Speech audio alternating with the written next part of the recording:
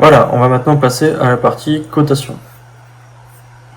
Donc là, on va venir mettre les mêmes cotes que sur ce plan. On va par exemple d'abord se faire une ligne de repère ici, qu'on va se mettre en ortho, et on va décaler par exemple d'1 mètre, et ensuite encore une fois 1 mètre. On va maintenant faire une cotation. Linéaire ou aligné, pour l'instant ça change rien car on a toujours des traits qui sont dans la partie ortho, sauf pour celui-là. Je vais donc faire une cotation linéaire d'ici à ici, et que je viens raccrocher ici. Par contre là on voit que le texte et la flèche, tout est vraiment trop gros. Donc vous avez ici tous les paramètres. Par exemple ici la hauteur du texte, on va une fois essayer avec 0,10, c'est peut-être un peu faible, on va une fois mettre 0,5. Décalage du texte, on va mettre 0,1. Et vous voyez en temps réel tout ce que ça change. On a aussi le choix de la taille de la flèche qui est beaucoup trop grande. Voilà, le texte est encore un peu grand. Et on voit maintenant que c'est beaucoup mieux.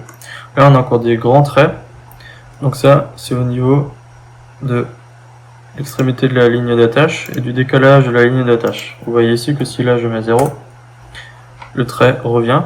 Et le décalage de la ligne d'attache, c'est la distance ici.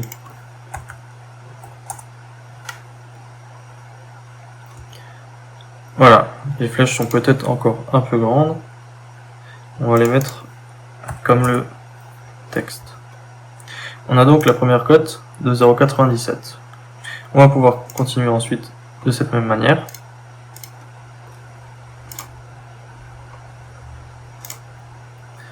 Et encore une fois, on peut reprendre la première cote et l'appliquer à la deuxième.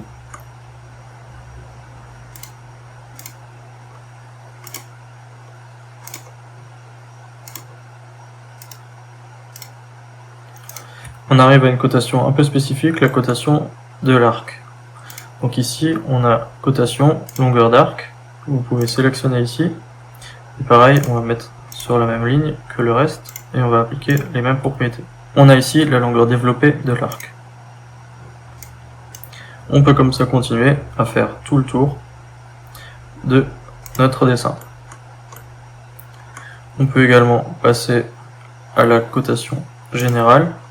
Donc là, je vais juste me faire un petit trait de construction qui va d'ici à là, pour ensuite pouvoir dire que je veux une cotation linéaire d'ici à là, que je vais reporter sur l'axe ici. Encore une fois, je peux copier les propriétés et supprimer maintenant ces axes. Vous voyez ici que j'ai ce trait qui est encore un trait de construction. Et là, ce trait empiète un peu sur l'autre, donc je vais pouvoir augmenter sa distance de décalage de ligne d'attache, comme ceci, il n'est plus en conflit avec l'autre cotation.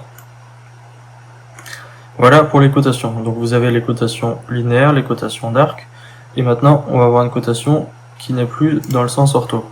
Donc là, si je fais une cotation linéaire de ce point-ci à ce point-là, je vais avoir soit la distance ici, soit la distance là.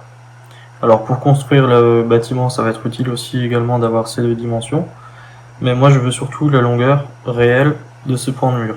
Donc là, je fais une cotation cette fois-ci non plus linéaire qui suit les axes ortho, mais alignée. Et en faisant ma cotation alignée ici, je vais pouvoir avoir ma cotation qui est donc alignée et parallèle à ma mesure.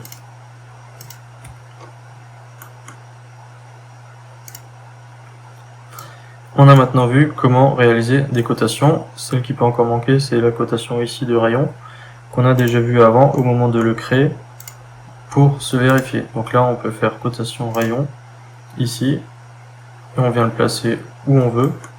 Et une fois de plus, on applique les mêmes paramètres et on peut venir ici redéplacer la position du texte, et en enlevant ortho, on a encore plus de liberté. On a maintenant fait le tour des cotations les plus basiques. Pour continuer notre plan, on peut venir insérer du texte. On va créer pour cela un calque texte. On va mettre par exemple en vert foncé. et on va le rendre courant.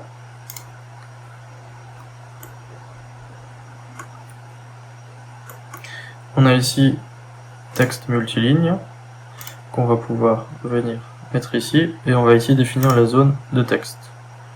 On va par exemple ici venir écrire ce qu'on veut et changer ici par exemple la hauteur. Donc là on a par exemple pièce de vie cuisine.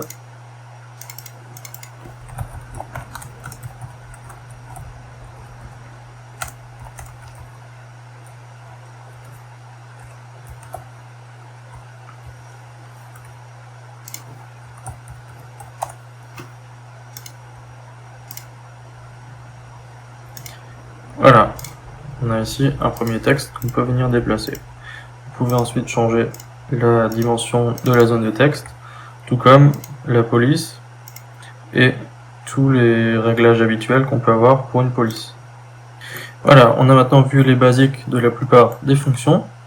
Si vous voulez, vous pouvez continuer votre projet de manière à ce qu'il ressemble à ce dessin-là.